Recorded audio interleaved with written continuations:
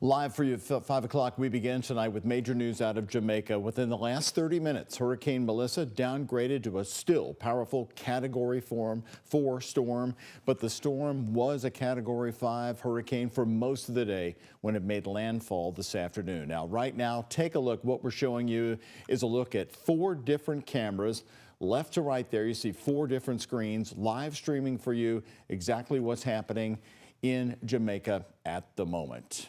And Jamaican officials say roads are being washed away and entire communities could be wiped out, as it is all right here behind us on our live radar for you tonight. Yeah, and some of those camera shots certainly look worse than others, that's for sure. Already at least 7 deaths are being blamed on the storm. ABC's Rena Roy with the latest.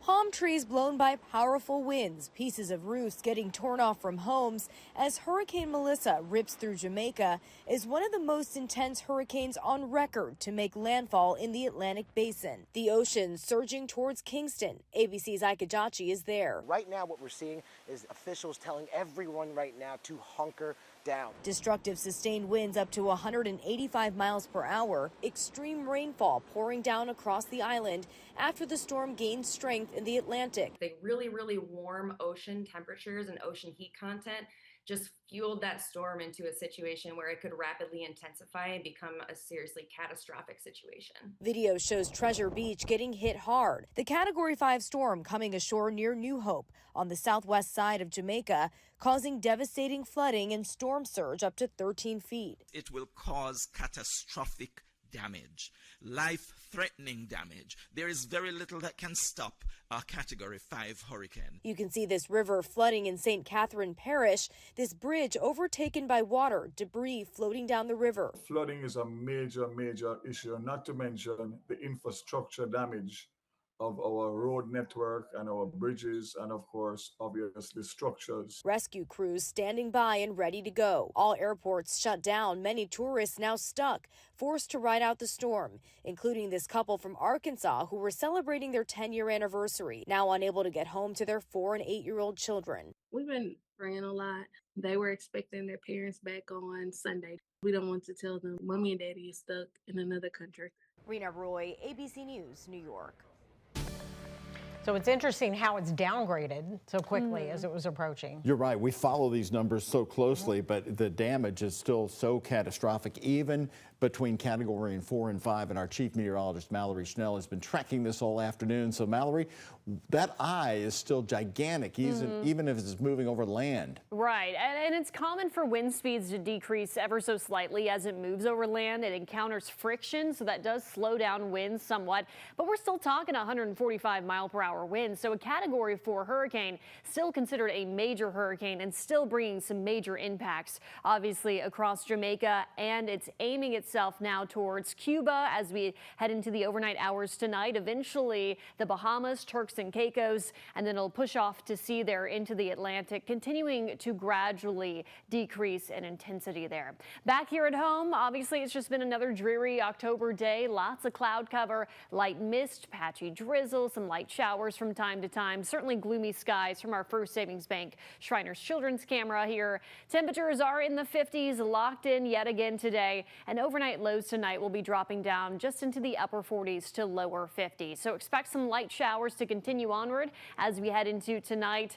A rainy day is expected for your Wednesday, and that rain could be heavy at times. We'll talk a bit more about how much rainfall you can expect for tomorrow and the drier conditions that are on the way for your Halloween. That's all coming up in our 7-day forecast. Mallory.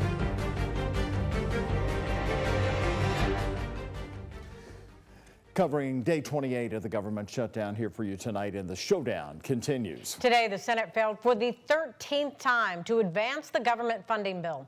And with that, states including Kentucky and Indiana are warning that the U.S. could be inching toward a food crisis.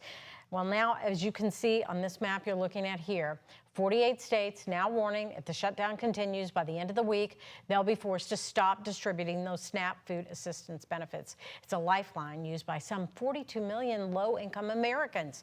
Now, several state governors, including Kentucky's Andy Beshear, are suing the USDA over the freeze of SNAP funds. Governor Beshear saying today the USDA sent a letter prohibiting states from working with vendors that provide SNAP benefits. The sad part about this is there are emergency funds that are right there. All the Trump administration has to do is say, we're going to use them. Other states, including Illinois, Arizona, and Michigan, are on this lawsuit. More than 600,000 Kentucky families benefit from SNAP. Kentucky's Attorney General Russell Coleman says there is an easier way to help those families. He posted on social media saying he joined the Ohio Attorney General signing a letter to Senator Chuck Schumer to quote, prevent this avoidable harm. He went on to say, quote, we don't need a partisan letter. We need to pass this bipartisan bill.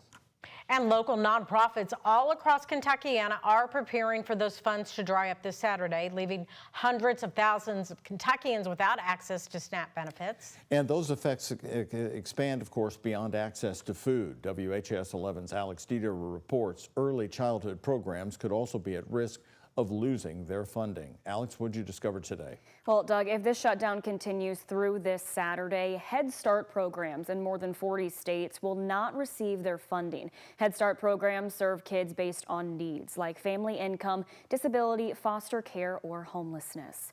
Ohio Valley Educational Cooperative, or OVEC, Head Start programs in Jefferson County aren't the ones impacted by these funding cuts. The CEO tells me today, but they're worried their families won't have access to food because most of them rely on SNAP benefits. According to the Pritchard Committee, Head Start programs served over 15,000 Kentucky kids just last year. OVAC has Head Start programs in 6 counties with 6 locations right here in Jefferson County where they're funded to serve more than 350 families. 2/3 of those families that OVAC serves rely on SNAP benefits. OVAC CEO Jason Adkins says they're worried about how these families are going to have their basic needs met, like daily access to food without these benefits. We're meeting most of their nutritional needs on a daily basis, but the weekends is something we really worry about, or holidays. And so November 1st is a Saturday, and I'm very concerned about just starting this weekend what our families are going to do for food. Adkins says nutrition is critical for early childhood development, saying kids need nutrients for brain growth.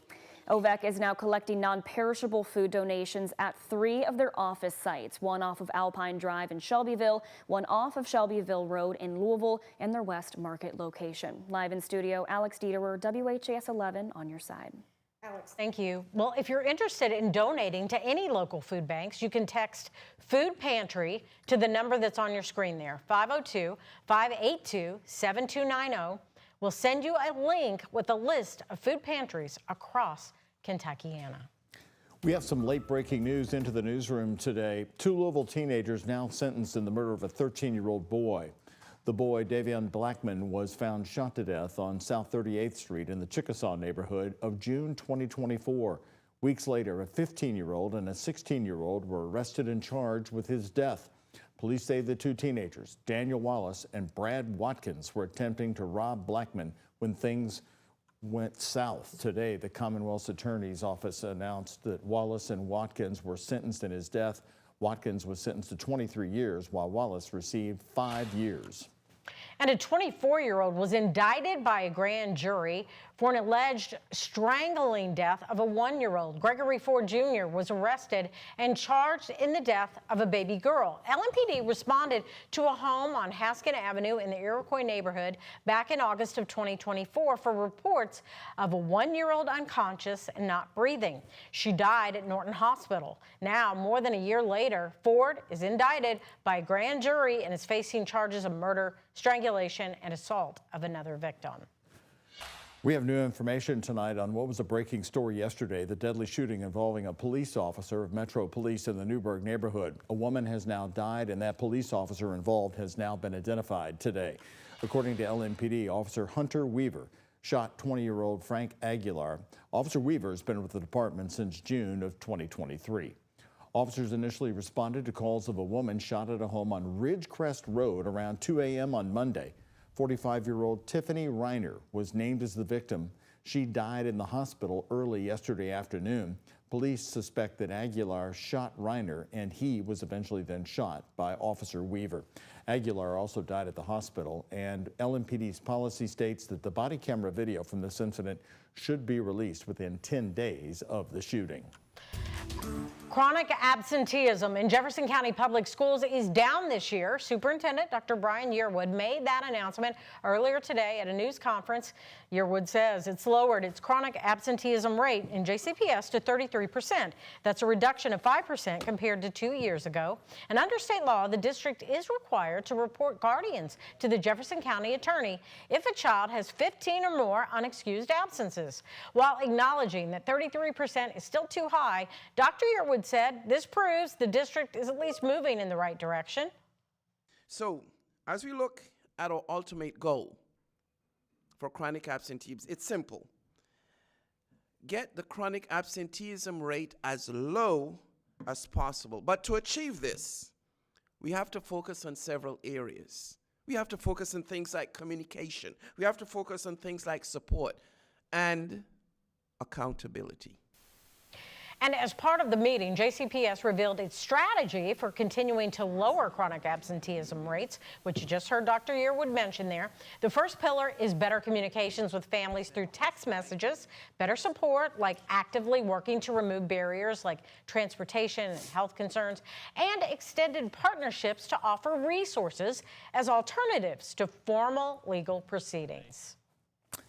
Meantime, Dr. Yearwood also talking about the district's very difficult task of reducing spending by $132 million by next fall. Now, here's what he had to say about that today.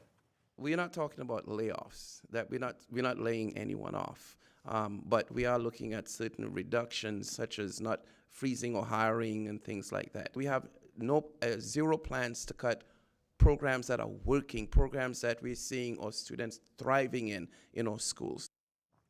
Now, as you heard there, Dr. Yearwood saying the district is not going to be laying off anybody, but then in a statement, he later today clarified that layoffs are still being considered. Here's his statement. He says, quote, "Our first step in staffing adjustments will be to reorganize to make sure we are working efficiently.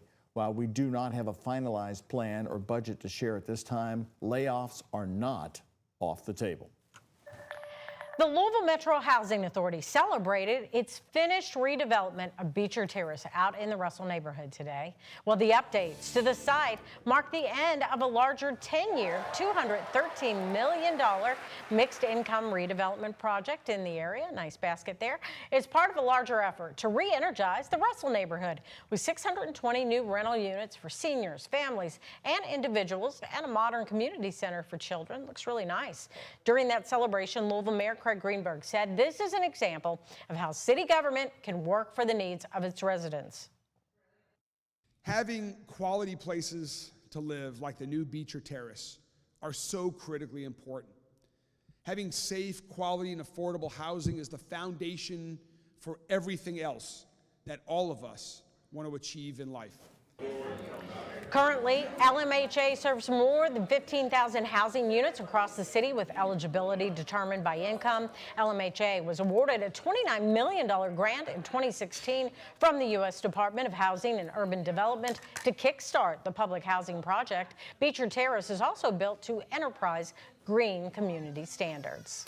Stay with us. More top stories are coming your way at 5. Indiana Governor Mike Braun calling a special session on redistricting. We are hearing politicians' reactions to this as Senate Republicans say they still don't have the votes to make it happen.